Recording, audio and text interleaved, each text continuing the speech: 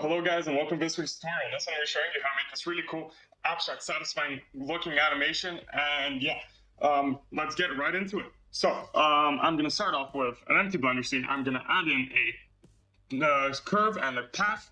I'm gonna go into front view, tab into edit mode. I'm gonna select these 2 points and these two.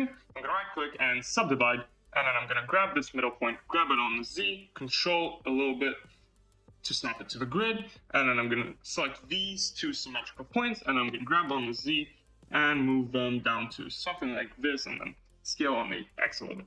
And then I'm going to grab this point, and I'm going to grab them on the Z, move them up, and I'm going to scale them down on the X a tad, something like this. I might just scale these on the X also. So we get a nice U-shaped scale on the X, something like that. And we get this nice looking U shape. I'm gonna increase the resolution preview, and yeah, so we've got this. So let's add in a plane. I'm gonna go into top view, scale it down on the X, make it pretty thin, something like this. Scale down on the Y to something like this. Scale down on the X maybe a little bit more. And now let's tab into edit mode. Let's extrude this to something like that. Grab on the Z a little bit more, and then let's select this face and then this face, extrude, scale on the Y, hold control, and select these 2 points, extrude on the Z, and bring it up to something like this. Okay, perfect. Now let's go into the modifiers tab, add in a bevel modifier, increase the number of segments, decrease this amount to something like this. I'll give it actually 4 segments and something like that. Looks good to me. I might just select these points.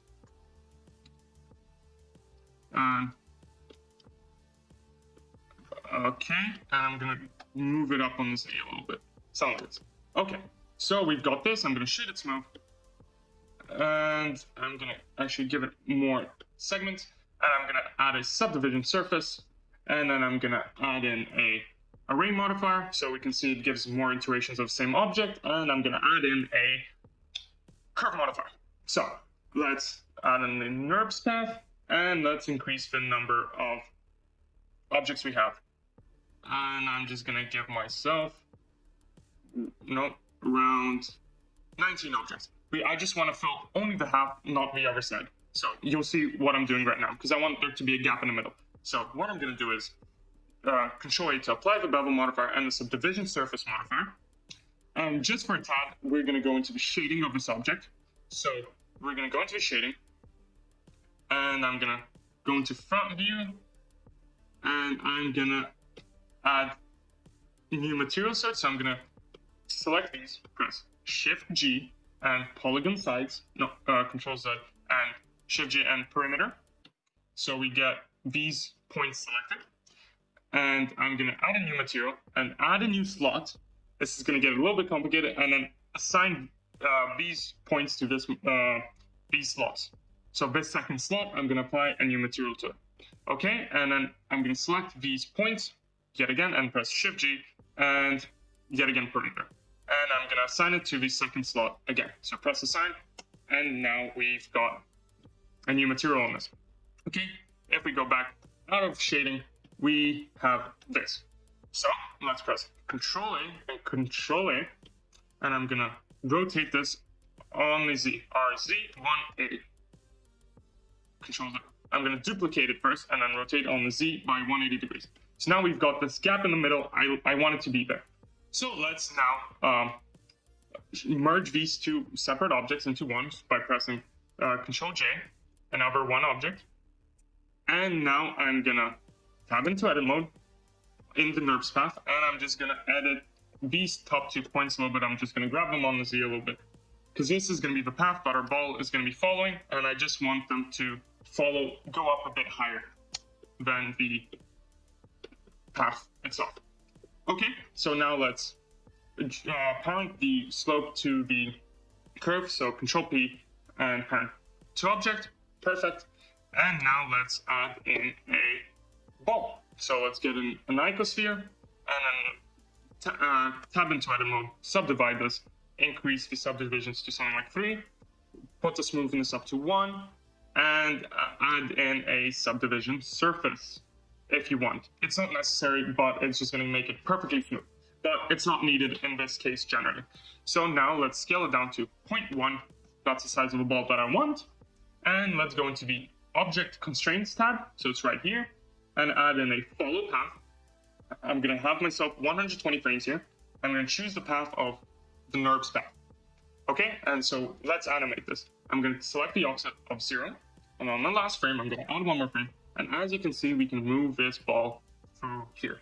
Okay, which is perfect. So let's, on the last frame plus 1, which is frame 121, put the offset at -100. And we can see, put the offset at 0 on that last frame. And go into frame 60, my bad, and put -100. So as you'll see, the ball is going to move from one side and then to the other, which is -100, and then back here, which is 0. So now we've got this animation. But it's very spastic, so let's press down here T and do Bezier. So now it's going to have a soft, fluid motion. Okay, but as we can see, the ball is clipping in through here a little bit. So what I'm going to do is go into edit mode.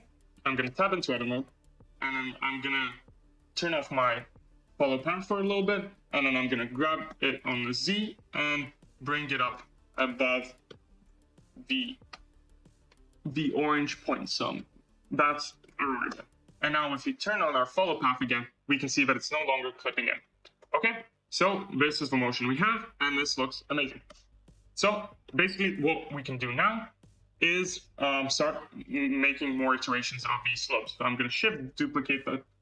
I'm going to rotate it on the Z by 90 degrees, and then I'm going to grab on the Z by -0.2. Maybe shows that I'm going to grab it on the Z by -0.25. That's what I want. And I'm going to duplicate this original one again, Shift D, rotate it on the X by 180 degrees, and move it up to somewhere here, move it up by 3 meters. So I've moved it up on the Z by 3, and I'm going to rotate it on the Z by 180 degrees. So now it moves, the ball is going to move in the opposite direction. Actually, I'm going to grab it on the Z by another 0.1. And now I'm going to duplicate it, rotate it on the X by 90, but on the Z by 90, and I'm going to grab it on the Z again by 0.3. So now we've got this shape going on here. So let's just duplicate our ball around and plug it and just change the target to the next one. And yeah, here we go. And now we've got this looping animation going on.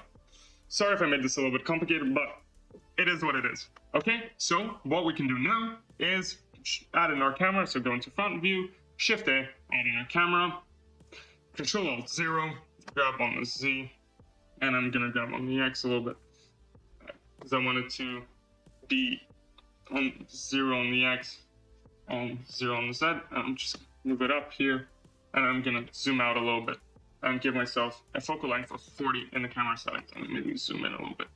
Okay, that's perfect.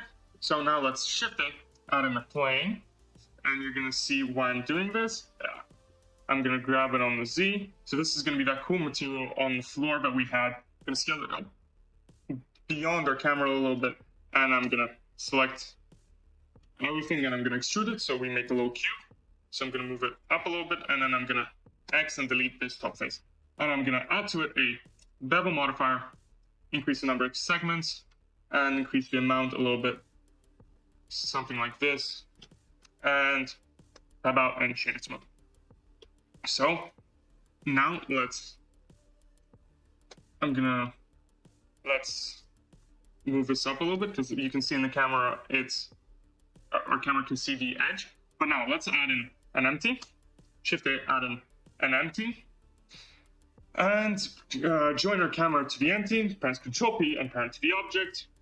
Control P and parent to the object, which is our empty. And on frame 1, insert a second keyframe, and on the last frame, add one more frame and rotate by 360 degrees.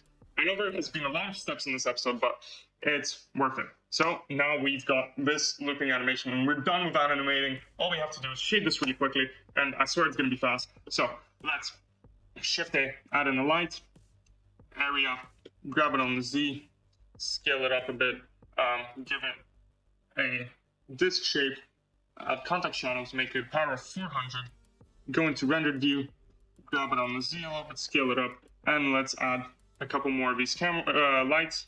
So I'm going to grab it on the Z, RX 90, give it a power of 200 for this one, and let's duplicate them. So duplicate it, rotate it on the Z by 90, Shift A, duplicate on the, and then rotate it, and then duplicate one more and rotate it.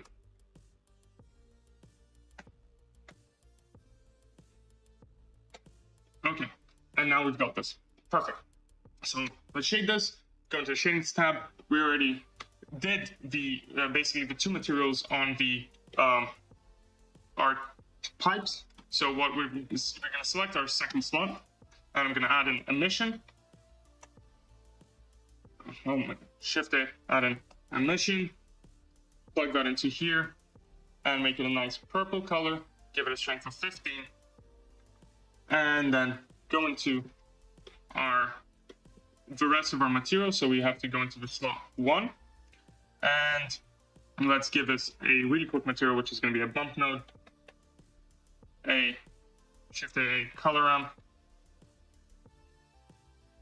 and I'm going to select this and Control C because I'm going to need it for later, and add in a Voronoi texture, plug that into the distance, and plug the color ramp into the roughness and into the base color. And now we can see the cool material that this has made. I'm going to crunch that in a little bit and increase the scale up a bit, and I might turn down the strength of the emission to 10. So now we can see it has a really cool material, it looks really nice. So let's select the ball, add a new material to it. I'm gonna it's low roughness and increase the specular, and that's it. And then just select all the other ones. So shift click and Control L and press materials. So now we've linked the materials. Final step is get the floor material. The floor material is a simple one that I always use. So I'm just gonna control the selected things that I had from before. And then we can add in a noise texture, plug the color into here, and then just start adding this to the roughness and then to the base color, and increase the detail, and just start crunching this in a little bit, and we get this material. Looks really sick, and we change the color to a nice bluish. And just for extra coolness in this one, I'm gonna plug in the color ramp into the metallic, and just looks really sick.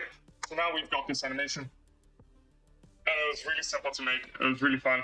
And so now let's just go into the exporting tab, choose a file name as whatever, change the file format to FFmpeg, and the encoding to MP4, and then the output quality to perceptually lossless, and then hit Control F12. You'll get this really cool looking animation. It's really fun to make, so I hope you guys enjoyed this one. I hope you guys follow it and try it out for yourself. And on that note, please think about subscribing, maybe hit the like button, commenting down below if you like these videos and what kind of videos you want to see from me. So thank you guys, hope you all enjoyed, and I'll see you guys in the next one.